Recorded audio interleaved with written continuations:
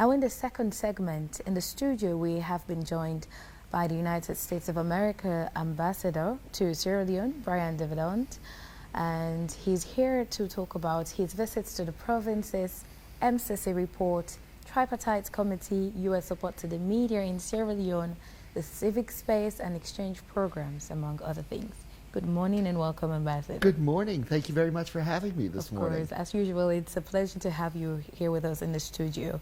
And just as we know, this is your first time in Sierra Leone, but the second time here at Africa Young Voices television. Yes, indeed. And of course, you come with a great wealth of experience, having worked with 7 countries in 4 different continents. And now you're in Sierra Leone.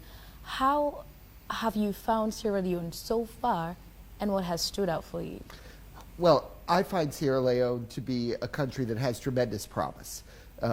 Promise economically, promise politically, promise socially. When I meet with the young people in particular here, you get very energized by their enthusiasm, by their engagement, by their desire to make things better in the country. There's a lot of work to be done, no question. There's a lot of work to be done in any country. But I take my cue from that energy that the young people here in Sierra Leone have, and by their spirit of really wanting to make a difference, wanting to make a change at the community level. And your mandate is actually deepening the already existing ties between the United States of America and that of Sierra Leone as well. What key areas do you see as opportunities for strengthening these ties that we both have? So Sierra Leone and the United States have a long and shared history. Part of that has been very positive. Part of that, of course, is a very tragic shared history of the slavery and the deportation of Africans to the United States and other parts of the New World. But I think where we go from here is going to be absolutely critical. And from the point of view of the United States, our primary interests here are in promoting what the Sierra Leonean people desire.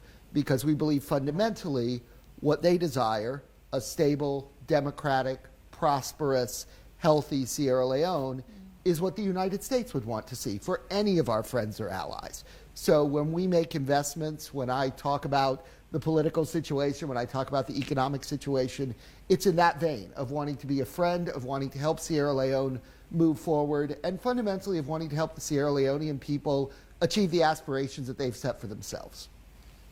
So you recently made visits to the provinces. What informed that visit? So I had the opportunity to go to Kono. What I try to do is go to a different province every month, so that I can get a sense of what is going on outside of Freetown. I think a lot of us get caught in what I like to call the Western Peninsula area bubble.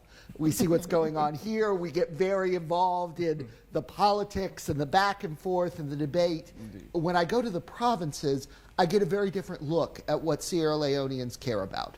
Because there it's much more about economic and social development and just the challenges of everyday life, of trying to live a rural agricultural economy, or in the case of Kono, trying to make that transition from what has been an artisanal mining district, where the diamonds, unfortunately, in the artisanal sense, are no longer as productive as they once were, towards more of an agricultural lifestyle, and trying to see how that transition is going, trying to understand the challenges that are there, trying to understand how development partners like the United States can contribute to that, and particularly in the Kono trip, looking at how non-governmental organizations can contribute to that, because we have a number of NGOs, civil society organizations from the United States that are putting their own money, not government money, but their own private money into Kono District, and a number of companies that are engaged in what we like to call corporate social responsibility projects. So Sea Right Mining doing aquaculture, doing poultry raising with the communities, trying to really give back as they get ready to pursue a much broader mining project in the district. Apart from Kono, where else did you visit? So I've been to Bo, I've been to Pujon, I've been to McKinney, I've been to Port Loko, I've been to Cambia, and I've been to Kenema so far. What challenges were you able to actually notify or to identify in your visit to the provinces? So every district is different. I think we have to start with that basic premise.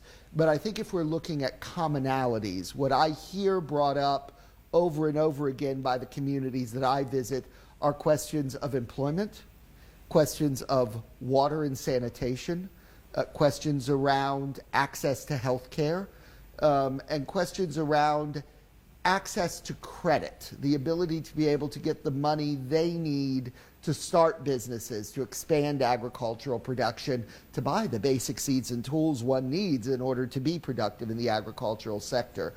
So those are some of the common challenges. And then, as I say, each district has its own. I mean, Kono, obviously, there's a huge focus on how we reclaim the former mining land to protect children who are drowning in these pits, very sadly, and very tragically.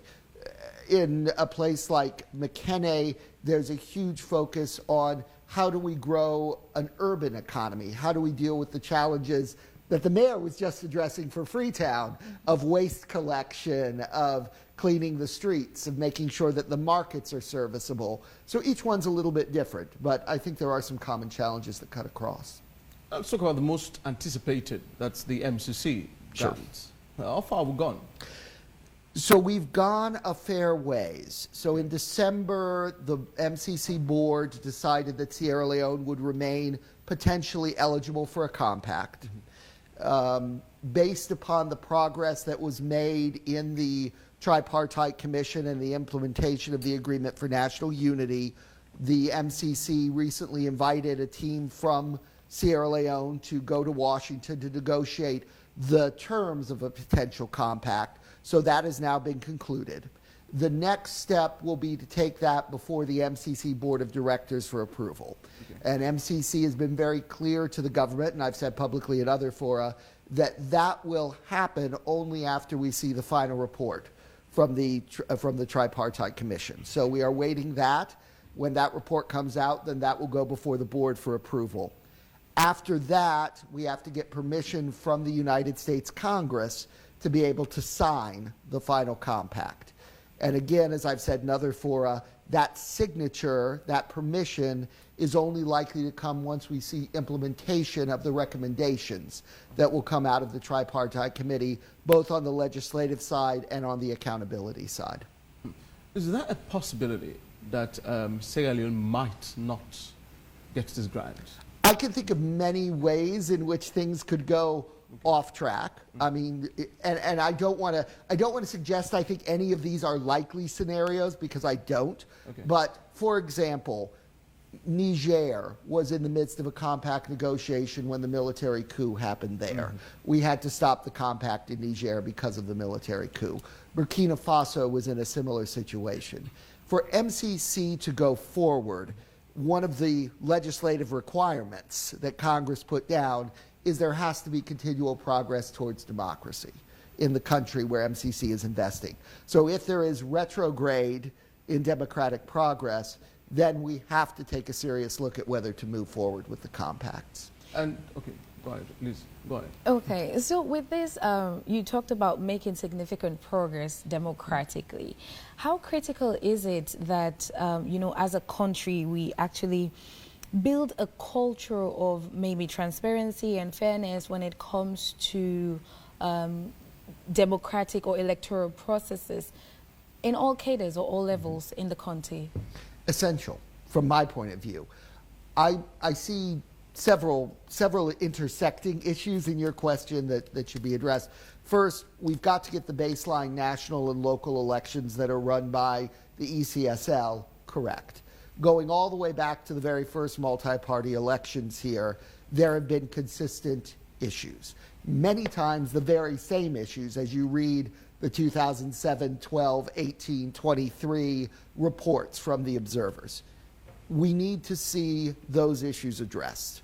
I think, I have great confidence that the Tripartite Commission is going to get us where we need to be in a legislative sense, that they will look at those reports, they will take the recommendations seriously, and they will provide the Parliament, the President, and then through him the Parliament, a series of recommendations as to how to make the legislative and constitutional changes necessary to get the national local elections run through ECSL correct.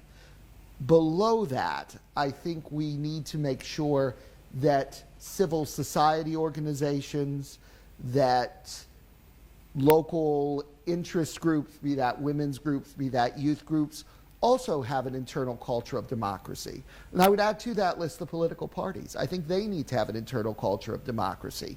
And we need to, I think, it behooves Sierra Leone and all Sierra Leoneans and all friends of Sierra Leone to really push to make sure that elections that are conducted within political parties, within civil society organizations, within other groupings of people meet basic democratic standards. And when they don't, I think it's important for Sierra Leoneans to speak out.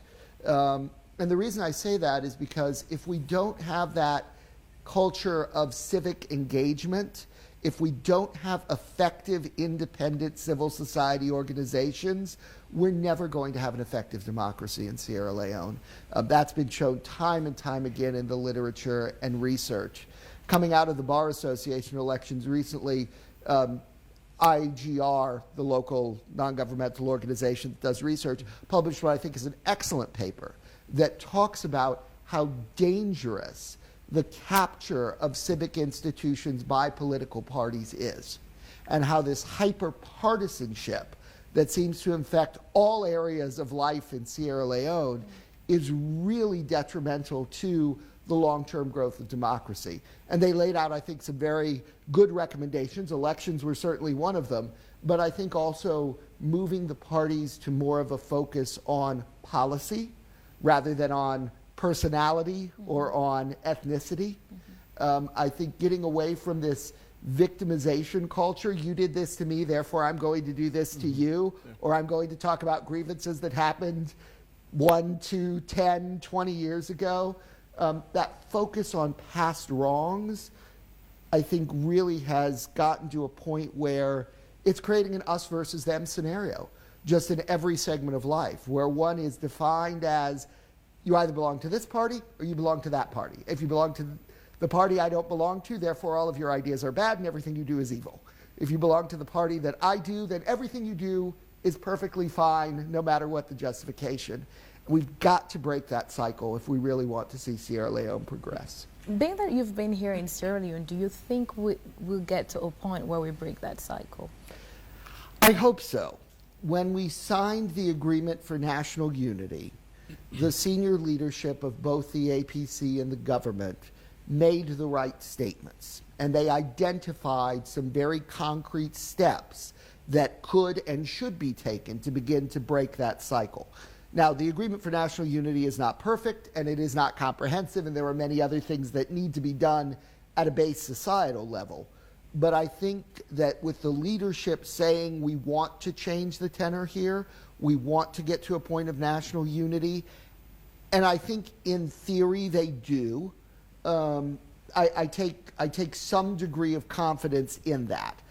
I think that needs to be matched by consistent action on both sides of the aisle.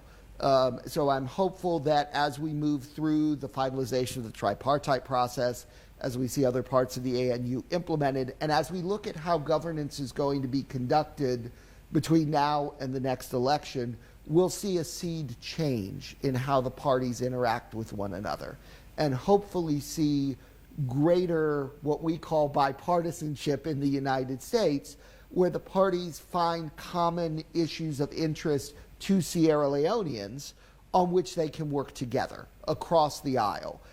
I think everyone, when I talk to them, whether they're APC or SLPP, agrees we have an economic crisis in Sierra Leone that needs to be addressed. We have an inflation crisis in Sierra Leone that needs to be addressed. We have an energy crisis that needs to be addressed. We have a Kush crisis that needs to be addressed.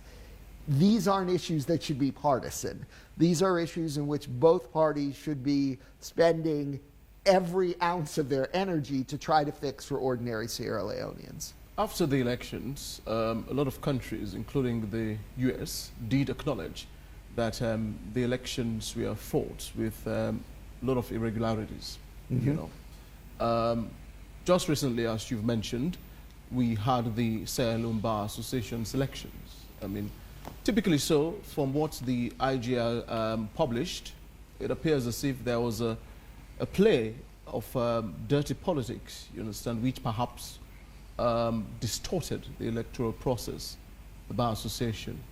And this is happening across the board, across all institutions, MDAs in this country. Toxic politicism is a problem. Now, as an expert, how do you think Sierra Leone can significantly depoliticize most of these bodies or departments and agencies which perform crucial functions to the country? How can we? So I think it starts with good elections. I think it starts with good electoral management within the institutions that we're talking about. Obviously, these are private associations. They run their own elections. They run them independently. I would hope they run them in accordance with their constitution and their bylaws and the company law that exists in Sierra Leone. If they do that, we should remove a certain aspect of the partisanship from them. Secondly, I think it's important that the political parties make it clear that a bar election is not about APC or SLPP. A bar election is about who's going to manage an association that promotes the rule of law, promotes equal treatment before the law, promotes human rights in the most effective way. And that's not, you don't do it better because you're one party or the other. You do it better because of your personal characteristics, because of your experience. And I would hope that the parties would make it very clear, particularly if we want to avoid this partisan capture of civil society, that we're not participating here. This is a nonpartisan election. Sierra Leoneans vote for who you think is the best person to run the association, whether it's A or B. Secondly, I think we've got to work on basic civic education. And some of this goes to the media. We like in Sierra Leone to write stories about how this person is from the APC and represents this. This person is from the SLPP and represents this. And we like to set up every contest, whether it's for the Bar Association presidency or the presidency of the local agricultural cooperative. In some cases, I hear that, that this even goes down to church councils and mosque management committees as an APC versus SLPP contest. They're not, and they shouldn't be, and we shouldn't talk about them in that way. We should be talking about the issues that are relevant to that association. But frankly, there isn't an APC way to do rule of law and an SLPP way to do rule of law. There is rule of law. So I think we've got to change how we talk about it. And I think Sierra Leoneans need to change the way that they identify themselves. So many Sierra Leoneans see themselves as either APC or SLPP. We're all so much more than that. Our party identity, sure, for a lot of people is very important. For me, it's not. I'm a career civil servant. I don't identify with either political party in my country. But I know for a lot of people, party identity is important, but so is so much else of what makes up your character. And I think Sierra Leoneans need to define themselves and others as more than SLPP or APC. And then my final thought on this, I hear oftentimes, and I think this is where it really gets dangerous. I have heard very well-educated, otherwise very sophisticated Sierra Leoneans say to me, hey, he betrayed his tribe. He's from the north, he should be APC. Or she's from the south, she should be SLPP. She can't advance because she's associated with the other party, and that betrays her region, or that betrays her ethnicity, or that betrays her tribe. And that's dangerous. That sort of speech we need to all take out of our lexicon. Anyone has the right to associate with whatever political party they want, and they should not be talked about as having betrayed their tribe because they happen to have a different political philosophy than other people who come from that ethnic background. Let's now talk about the media in Sierra Leone. Are you interested in the media? Absolutely. I think the media plays a critical role. I mean, you all are the ones who inform and educate most of the populace here. You define the issues that we're talking about, particularly in Freetown. You define the way in which we talk about those issues, and you have a platform through which you can choose to put out helpful information, or you can choose to put out partisanship. So what the media does, I think, is critical to this overall question. The media, in Sierra Leone is largely, I might say, especially with the emergence of the new media, is unregulated. And for example, you have a lot of blogs who would just, and the media is slowly moving away from the traditional to now accommodate all these movements in recent technologies. How do we as well also, because you mentioned something very critical for the media, how we could actually take out some hate speeches or whatever words from a lexicon when it comes to that. How do we move forward with having that regulated and having the right messages across? So it's self-discipline. I believe firmly in a free press and a free media, and I applaud the government for changing the media environment here and really opening it up. That's a good thing. New technology is a good thing. Fundamentally, having more voices that we can be exposed to, more points of view, more things to consider, this is all very positive. But as my grandmother used to say, and I've used this phrase before, just because you can say it doesn't mean you should say it. I think people who want to engage in media space, whether that's traditional or whether that's social, have to ask themselves, is what I'm putting out there going to be valuable? Is this actually news, or is this just salacious gossip and insult? And if it falls into the category of salacious gossip and insult, maybe you ought to not say it. Maybe you ought to not give it the publicity that it might not otherwise have.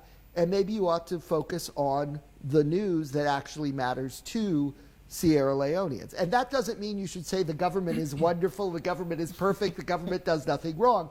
You absolutely should look at what the government's doing and take a hard look at it. And there are some things the government will do right, and there are some things the government will do wrong, and I would hope media would report accurately and factually on both and put out the different points of view as to whether a policy is good, bad, or indifferent. I think where it crosses into dangerous territory is when a social media blogger or a media house decides it doesn't matter what the government does, everything they do is wrong because I'm affiliated with the other party that doesn't control it, therefore I'm just going to trash everything they do. That's not right.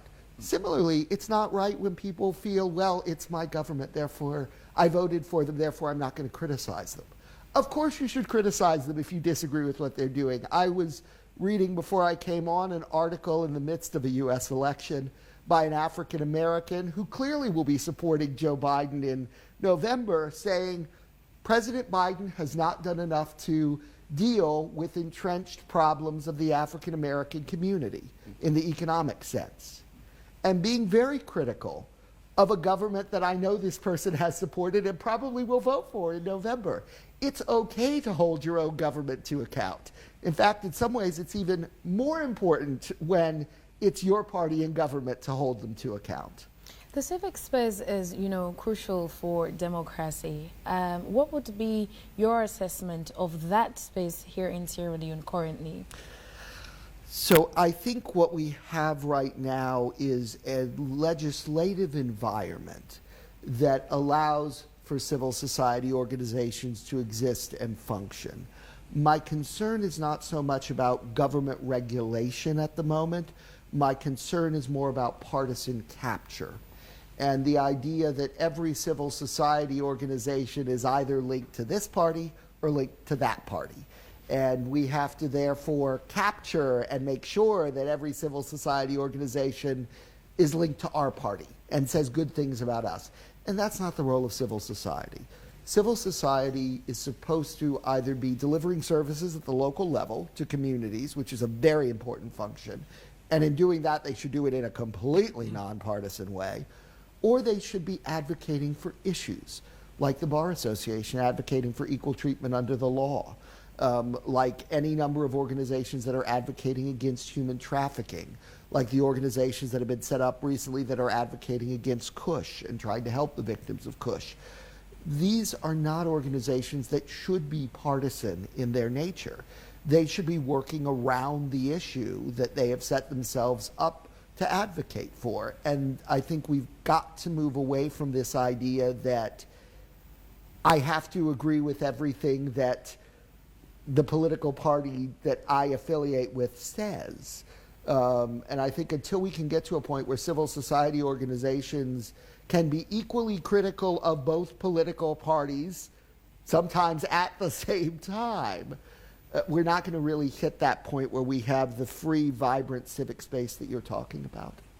2 years ago, I was chosen for an investigative journalism fellowship in Ghana, which was partly sponsored by the U.S. Embassy in Ghana with the Media Foundation for West Africa.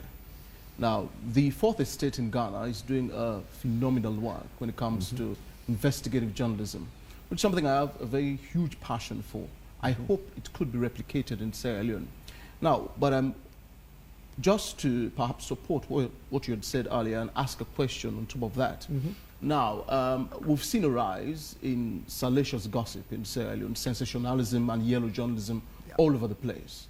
Now, but a major critical factor, I think, for that is responsible for that is low funding or low budget. Now, the media in Sierra Leone is no secret, it's poor, more or less. You understand? There is no money to undertake accountable or accountability journalism. Yeah. So the question would be, from me to you, or to the embassy generally, is do you think that the U.S. Embassy can start funding independent and robust, deep-seated investigative journalism in Sierra Leone, like a trust fund for investigative work in the country? I know Slodge and some others have this idea of setting up a media trust fund, and I'm very much supportive of that idea. I think it's a very important way to look at how we sustain media over the long term. As an international donor, we have to be very careful about how we use our dollars to make sure that we're not influencing the domestic political trajectory of Sierra Leone. So I think for us, our role as international donors, yes, we'll certainly look at the trust fund as that gets established, because that is to be run on a nonpartisan, transparent basis, which is why I think it's such an excellent idea that they've put forward. But I think for us, where we can really add value is in the training of the journalists who are going to be engaged in that work. Because as you know, investigative journalism is not something you just walk into and start practicing. It requires training, it requires ongoing skills development, it requires ongoing skills refreshment. So I think as international donors, we can certainly continue to work in that space. And I think we should all look at the idea of the trust fund and what we might be able to do there. I understand a lot of the focus is on getting private foundation money, which I actually think is a good thing, because then no one accuses the managers of that trust fund of being beholden to an international power. But I think there's definitely space for that. The other thing I'll say is media is fundamentally a business. Media houses have to look at their bottom line in the same way as any other business. There is a proliferation of media houses here in Sierra Leone that run the gamut from the very large, like AYV, that probably is moving towards self-sustainability, to the very tiny, which will probably never be self-sustaining. And I think people need to seriously look at whether their media house can be a successful business, whether they need to look at mergers, whether they need to look at acquisitions, whether they need, I think it's now up to 500 print dailies being published in a country of 8 million people.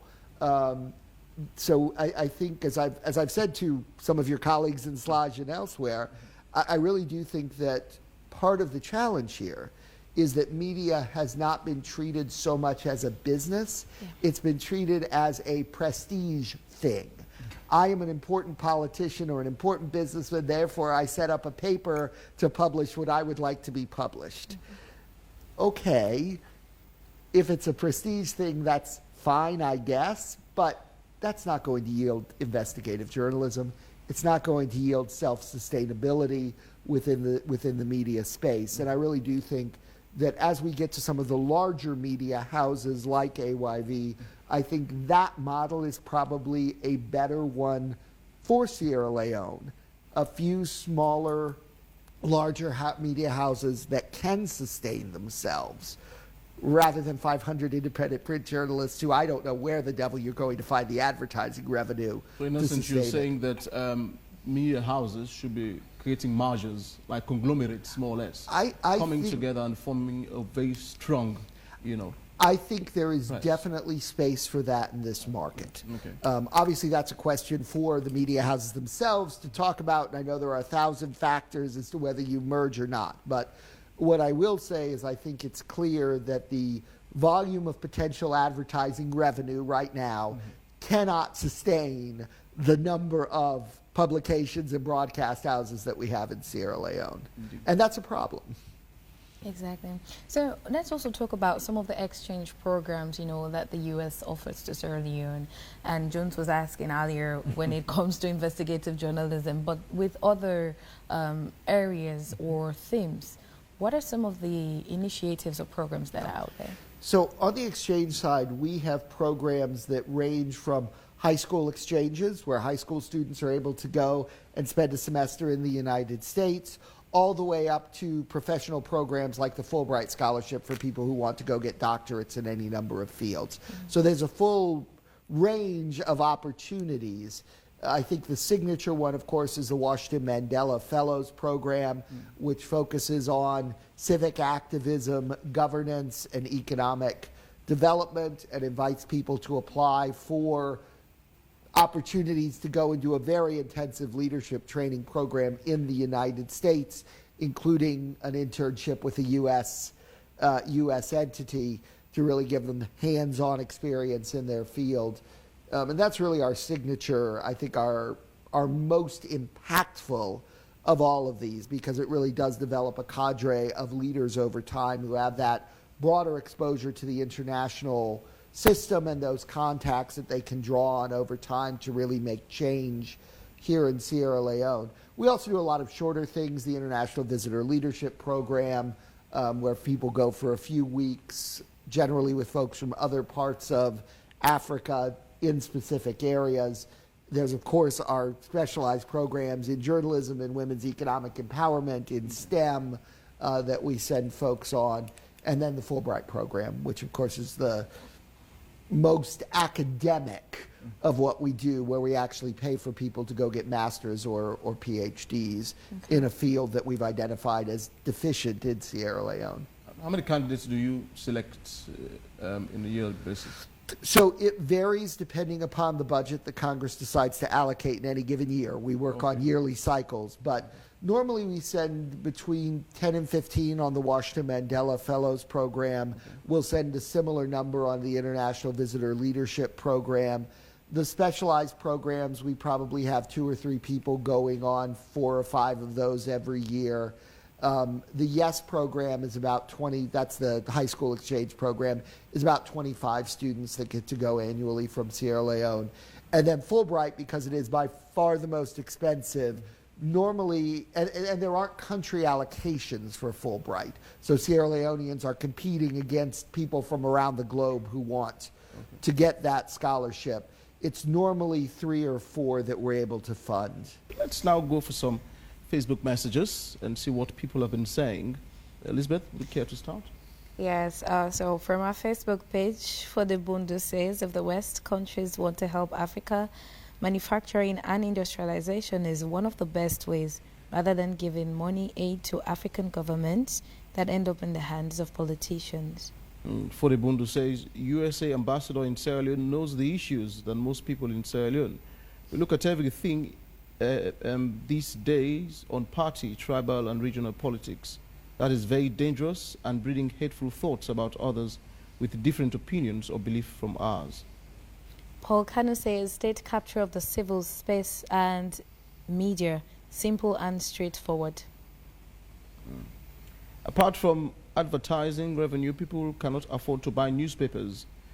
They focus on praise singing or slander to generate income pending the target interest. Victor Ako Mengot says that. Okay, I think that's all from my side. I can't seem to get through the messages. The last one I'll read is Dawda Tawali. Until we start condemning our political parties, whether in opposition or in power, when they are not doing what is right, we will forever remain divided. Okay, so this is some of the comments from our Facebook page as we try to wrap up the conversation here this morning. Do you have any message you want to respond to? Well, I'd say some of those are very insightful thoughts. On the industrialization question, I think it's absolutely critical that we do more to attract private sector investment in Africa. What the United States does, and I think several other developed countries do this as well, is we have what's called a Development Finance Corporation, which provides equity stake, provides capital financing, and provides private insurance for companies that want to invest in developing countries. Sierra Leone's made excellent use of that. You are right now, or as of September, you were the 4th largest recipient of DFC financing in Africa, and that goes directly to the private sector. So it's for things like the Western Power Project that we'll break ground on very shortly. It's for the expansion of your digital network through AfriCell. It's for the construction of the new airport out at Lungi. So there are these opportunities for the private sector to be able to get funding as well. I don't think we can neglect the social sectors, and I don't think we can neglect some of the very important work that our development agencies do at the community level in favor of putting more into private sector. I think they have to move in tandem because we have to deal with the here and now realities of people's lives while we build the longer-term, stronger economy. But I think the commenter is absolutely right that we can't ignore industrialization and private sector development. I also agree that we have to be very careful that every dollar that is spent by development partners is reaching its intended target. We have too little development financing coming into Sierra Leone for any of it to be misused in any way. And that's a shared responsibility between donors, between the government, and between the stakeholders who are the ultimate beneficiaries. So we need everyone's partnership to make sure that there's no corruption whatsoever in development programming. On the question of sales of newspapers, I will tell you in the United States, sales of newspaper is a fraction of a fraction of a fraction of a fraction of the overall revenue of any paper. That is not how papers finance themselves in most of the world. In the vast majority of the world, including the developing world, most papers operate on advertising revenue because sales of papers are never going to generate what you need to run it as a business. So I think it's very important for media houses to look at how they can generate sales, sure, but more importantly, it's about attracting advertisers, which means having people who are reading, whether they're reading that paper online, whether they're reading that paper paying for it, whether they're not paying for it, they're just picking it up in the village hall. Advertisers care about eyes on the product. And that's really where media needs to focus as to how do we get more people looking at the product that we're getting out there. I know that people believe salacious gossip sells. When you look at any studies that have actually been done on media markets in Africa or anywhere else in the world, there is no difference in readership between those who publish nonsense and those who publish hard facts. In fact, if anything, trusted media sources are something people are hungry for in this day and age. So I would argue that publishing the truth and making sure you get it right each time, every time, actually will get you a greater readership than just publishing nonsense or salacious gossip. Just before we go, Ambassador, just something I would like you to clarify. There has been this huge cloud of misinformation around the work of the tripartite committee, which had been set up. A lot of people seem to believe that the committee's recommendation will inform a rerun of the previous election. Just a clarification before we go. So the committee's recommendations are supposed to fall into two baskets. One, reform of the legislation that governs your elections, and two, accountability for those who may have engaged in wrongdoing during the 2023 contest. Those are the two things that we expect the committee will come out with. I will say, as I've said before, I think it's critical, particularly in an environment like Sierra Leone's, that whatever the committee comes out with in terms of recommendations are consistent with the rule of law. We can't use the argument, well, they violated the law, so we're going to violate the law. That's not good for democracy. It's not good for institutions. So it's going to be absolutely critical that the committee's recommendations are in line with Sierra Leone's electoral laws. So my expectation is that we're going to see recommendations about how we set up the tribunals to look into behavior of certain civil servants and others, and I expect we're going to see a legislative and constitutional package coming out of there. All right, so thank you very much for making time out. But before you go, I want you to take your time to speak to the people of Sierra Leone. Oh, well, thank you. So to the people of Sierra Leone, I would simply say you have so much potential here in this country. You have the ability to create the economy, the social sector that all of you keep telling me you want to have, one that can support the 8 million people who live in this country.